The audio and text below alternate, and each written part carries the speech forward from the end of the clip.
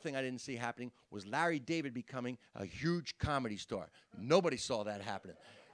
If you knew Larry David back in the day, it was notorious. I mean, when I first moved to New York City, he was still hanging around, and it was always an over-under how long he would stay on stage. Comics would go in the room just to watch him walk, just to watch him walk. He would get angry. I mean, one joke didn't work, and Larry'd go, "I'm not throwing pearl before swine," and he'd walk off, you know.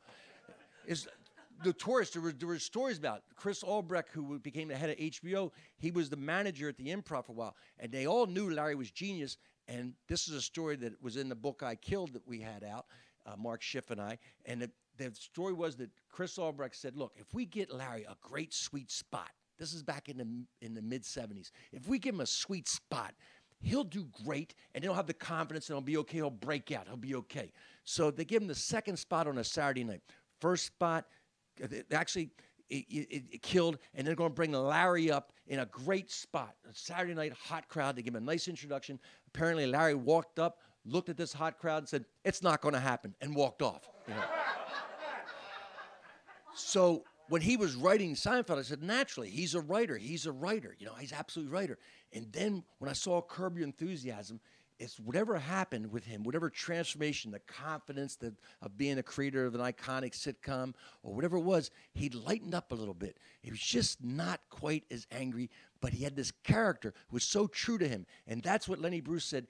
If you're honest with the audience, you have a better shot. That's the shot you have to take of being honest to who you were. And Larry was honest to who he was. He's really America's favorite asshole. He really is, you know.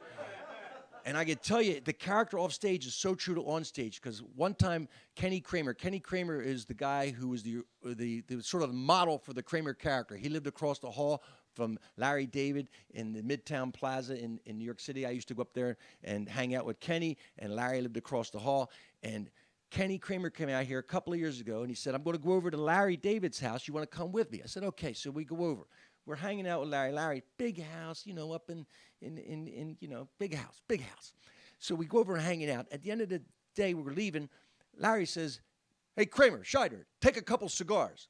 Now, he had a humidor filled with Cubans. Right? This is Seinfeld money. Yeah. Right?